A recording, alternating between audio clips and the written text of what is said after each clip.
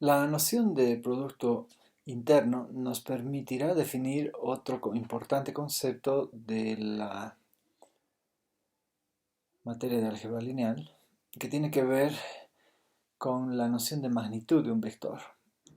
Esta noción de magnitud la tenemos que manejar ahora con mucho cuidado porque ahora la idea que tenemos de un vector ya no es solamente la de esa flechita que tiene dirección, sentido y magnitud, ¿no? Entonces ahora puede ser un vector una función, un polinomio, puede ser una matriz, etc. Entonces hay que ir con mucho cuidado para definir cuál es la noción de magnitud. Para hablar de eso definiremos la noción de norma o también llamada módulo de un vector. ¿Qué es la norma o módulo? En esencia es una función. Es una función que va a transformar cualquier vector de un espacio vectorial provisto de productos interiores en un número real no negativo. Es decir, puede ser un número real positivo o al menos cero. ¿De acuerdo? Entonces, formalmente, la función norma para un espacio vectorial V provisto de productos interiores es la función que tiene como dominio el espacio vectorial y como codominio el intervalo de los reales no negativos, es decir, todos los reales que van del 0 al infinito, incluido el 0. Y está definida para cada vector u de ese espacio vectorial como, vamos a escribir entre doble barra al vector, la raíz cuadrada de su producto interno del vector consigo mismo. En consecuencia, fíjense que esta función queda muy bien definida porque la expresión que tenemos dentro del radical jamás corre el riesgo de ser negativa, porque si es un producto interno, el producto entre un vector consigo mismo siempre va a ser un real no negativo. Por lo tanto, esta función queda muy bien definida. Entonces, como ya hemos visto que en un mismo espacio vectorial pueden coexistir infinidad, incluso hasta infinidad incluso de productos internos, para trabajar con un único producto interno, vamos a establecer el siguiente convenio. Salvo se manifieste lo contrario, se adoptará para la norma, para evaluar la norma, el producto interno estándar o el producto interno euclidiano del espacio vectorial V que nos toque trabajar. Y como segunda observación podemos distinguir las siguientes notas. Primero, de que al elevar al cuadrado ambos miembros vamos a tener que el cuadrado de la norma de un vector es el producto interno del vector consigo mismo. Ahora, rescatando la desigualdad de Cauchy-Schwarz, como esta expresión es no negativa, entonces podemos sacar a ambos miembros la raíz cuadrada, y la raíz cuadrada en el segundo miembro a la derecha va a quedar bien distribuida. Por lo tanto, la raíz cuadrada de una potencia cuadrática sabemos que es el valor absoluto, entonces vamos a tener, lo escribiremos aquí al lado, esto va a ser equivalente al valor absoluto, mejor dicho, del producto interno de U por B, y esto es menor o igual que la raíz de U por U, pero la raíz de U por U es la norma del vector U, y la raíz de B por B va a terminar siendo la norma del vector B. Así que de esta manera tenemos la famosa desigualdad de Cauchy-Schwarz. Vamos a escribir aquí. Desigualdad de Cauchy-Schwarz. Aquí es WARZ. Vamos a escribir mejor. Schwarz. En su formato norma. Ambas expresiones obviamente nos dicen exactamente lo propio. Bien, entonces vamos a ver algunos ejemplos de cómo calcular la norma de algunos vectores en ciertos espacios vectoriales. Vamos a limpiar primero esta pizarra.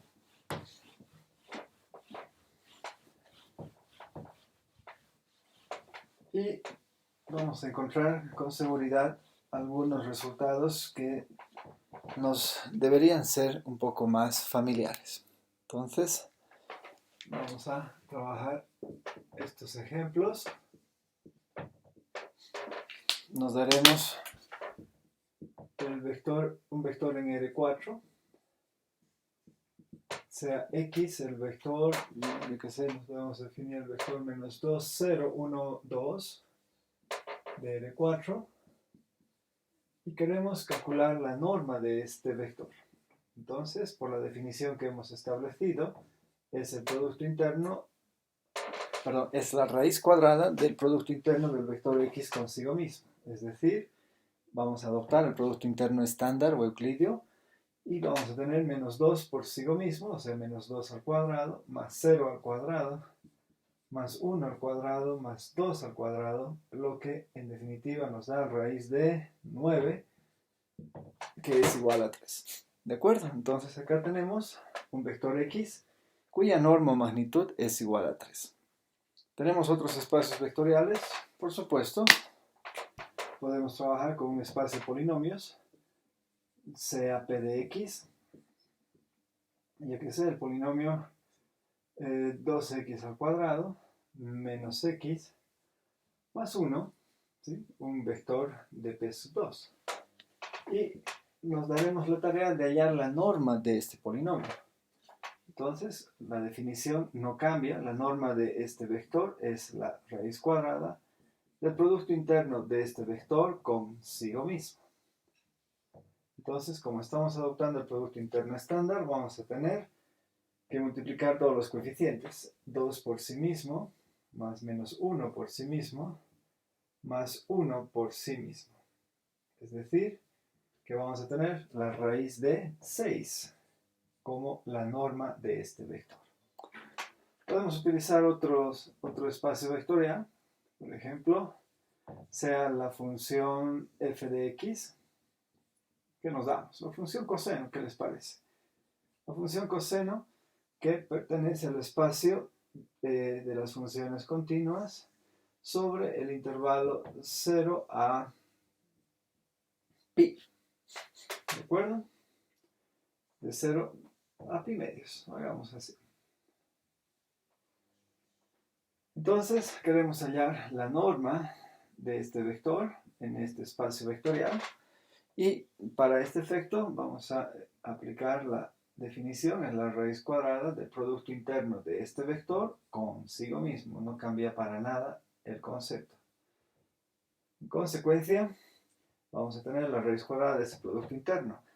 Y como hemos convenido, vamos a utilizar el producto interno euclidiano. Es decir, vamos a evaluar la integral de 0 a pi medios, ¿sí? De este vector consigo mismo, es decir, el cuadrado de f de x, por el diferencial de x. ¿De acuerdo? Es decir, que vamos a tener la raíz cuadrada de la integral de 0 a pi medios del coseno al cuadrado de x. Y por las identidades trigonométricas, el coseno cuadrado no es más que 1 medio más 1 medio del coseno del ángulo doble. Por lo tanto, fíjense, vamos a tener la integral de 1 medio que va a ser igual a 1 medio de x. La integral de 1 medio del coseno de 2x va a ser para nosotros 1/4 del seno de 2x. Esta primitiva la debemos evaluar sobre el intervalo de 0 a pi medios. Entonces, vamos a ver de que esta primitiva, cuando x es igual a pi medios, se va a reducir a pi cuartos, más 1/4 del seno de pi, más 1/4 del seno de pi. ¿Por qué seno de pi? Porque 2 veces pi medios es simplemente pi. Listo. Menos, evaluamos la primitiva cuando x vale 0, y podemos ver que esto es 0 más seno de 0, que simplemente es 0. El seno de pi vale 0, por tanto, conclusión, la norma de la función coseno no es otra cosa que, aquí tengo que tener algo de cuidado, me he olvidado de la raíz cuadrada, va a ser la raíz cuadrada de pi cuartos, que no es otra cosa que la raíz de pi medios.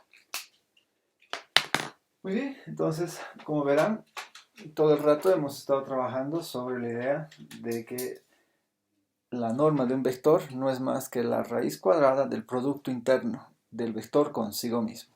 Y mientras no nos digan otra cosa, vamos a asumir por defecto, por el convenio que hemos establecido, que el producto interno a utilizar es el producto interno estandarizado. Muy bien.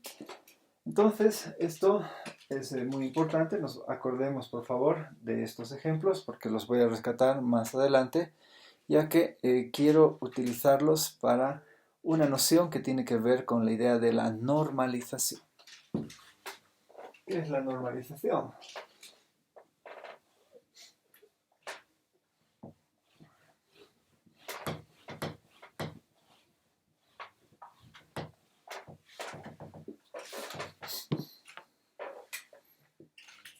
Bien, de repente sea mejor antes de trabajar la normalización pensar en las propiedades que tiene la norma.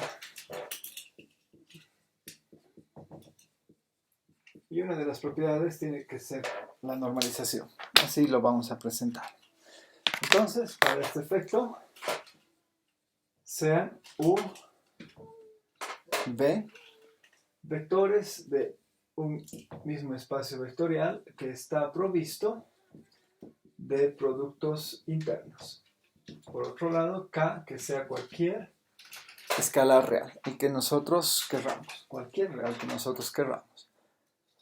Primera propiedad, la norma de cualquier vector siempre nos devuelve un número real no negativo. Ya hemos visto que el codominio es el intervalo de los reales que va del 0 al infinito. Segundo, si en algún momento la norma de un vector es 0, esto equivale a decir que el único vector que puede cumplir esa condición es el vector nulo. Muy fácil de ver. Tercera condición tiene que ver con la norma del producto de un escalar por un vector. Esto va a ser igual al valor absoluto del escalar por la norma de ese vector. Esta propiedad nos está indicando entonces que podemos retirar un escalar fuera de la norma siempre y cuando lo hagamos utilizando el valor absoluto para no perder el carácter no negativo que tiene toda norma. 4. Podemos ver esta otra propiedad que también es sumamente importante, que la norma de una adición de vectores va a estar acotada por la adición de las normas de cada vector. Así que tengamos mucho cuidado. La norma no se distribuye en cada sumando. Entonces, más bien está acotada por la adición de esos sumandos. Muy bien. 4, 5 ahora. Si dos vectores son iguales, esto implica que sus normas tienen que ser también iguales. Pero al revés, esto sería falso. Porque no necesariamente dos vectores que tienen la misma norma van a ser iguales, ¿no es cierto? Un lindo contraejemplo, pensemos en los vectores I y J. Los dos vectores son ambos de norma 1, pero sabemos que son distintos, ¿no? Ya tienen diferentes direcciones. Muy bien, por lo tanto la implicación conversa o recíproca es falsa. La implicación solamente va en un solo sentido. Después podemos rescatar esta propiedad de la desigualdad de Cauchy-Schwarz y habíamos visto que el valor absoluto del producto interno entre estos dos vectores siempre está acotado por el producto de las normas de estos vectores. Muy bien, y voy a poner como propiedad número 7 la normalización. ¿En qué consiste esto? Vamos a ver de que si U, mejor pongamos así, supongamos de que B es un vector del espacio vectorial B no nulo. Esto es muy importante, que sea no nulo. Muy bien. Luego, existe un escalar, llamémosle lambda, estricto positivo, tal que al multiplicar este escalar por B, ¿sí?, resulta que vamos a obtener un vector unitario. ¿Qué es esto de un vector unitario? Es decir,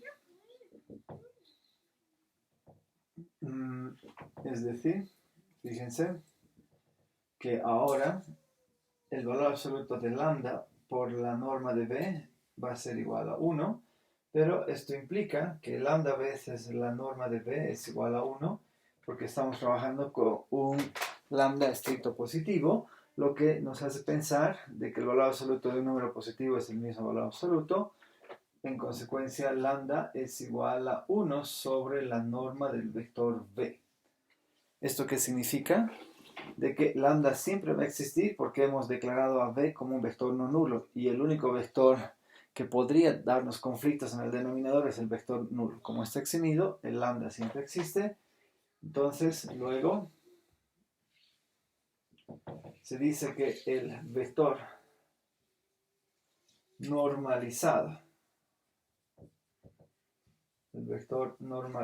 de b es el vector u sub b igual a 1 sobre la norma de b por el vector b, ¿no es cierto? Porque hemos declarado de que lambda veces b, o sea, lambda veces b va a ser un vector unitario. Entonces, en eso consiste la normalización, en que nosotros podamos transformar cualquier vector, multiplicándolo por un escalar apropiado, en un vector unitario. ¿Qué estamos entendiendo por vector unitario? Cualquier vector cuya norma es igual a 1. Muy bien. Entonces, para que esta idea quede mejor elaborada, vamos a rescatar los ejemplos que habíamos visto hace un momento y vamos a normalizarlos.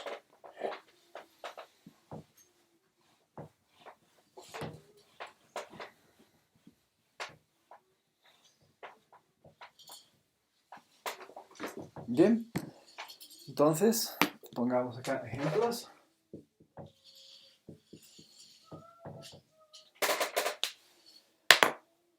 Bien, entonces 1 en el espacio vectorial R4 habíamos definido al vector X 2 o menos 2, 0, 1, 2, si no me equivoco. ¿Sí? Obviamente es un vector de R4. Ya vimos que la norma de este vector era igual a 3. Por tanto, el vector X no es un vector unitario, ¿no? Para que sea un vector unitario, la norma de ese vector tiene que ser igual a la unidad. Y aquí la norma es 3. Entonces, normalizando X, normalizando el vector X, se tiene u sub X, el vector unitario relativo a X, va a ser 1 sobre la norma de X por X. Eso es lo que hemos demostrado. O sea, vamos a tener un tercio por el vector menos 2, 0, 1, 2. Eso quiere decir que el vector normalizado de X va a ser menos 2 tercios, 0, 1 tercio y 2 tercios. Facilísimo, ¿no es cierto? Vamos a mejorar así la pantalla. En consecuencia, este vector siempre es unitario. Vamos a registrar eso en algún lado. Es un vector unitario. O sea que la normalización no es más que eso. Multiplicar a un vector no nulo por un escalar estratégico para que ese vector se convierta en un vector unitario. ¿Está bien? ¿Cuál es ese escalar estratégico? Es simplemente la inversa algebraica de su norma. Muy sencilla. Como segundo ejemplo, recordemos que teníamos esta función f de x igual al coseno de x, que pertenecía al espacio de las funciones continuas sobre el intervalo de 0 a pi medios. ¿No es cierto? Entonces ya calculamos que la norma de esta función era raíz de pi medios. ¿No es cierto? Esa es la norma de la función. Obviamente, al ser diferente de 1, la función coseno deja de ser un vector unitario. Pero podemos normalizarlo. Entonces, normalizando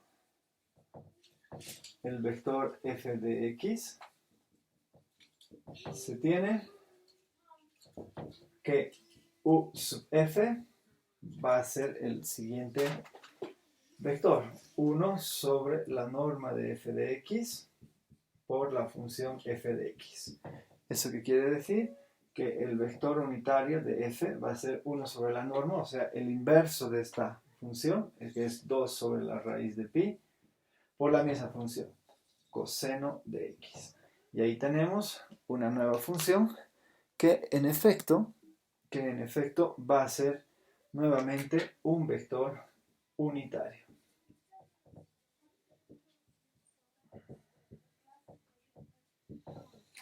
Muy bien, con lo que concluimos esta sección del video.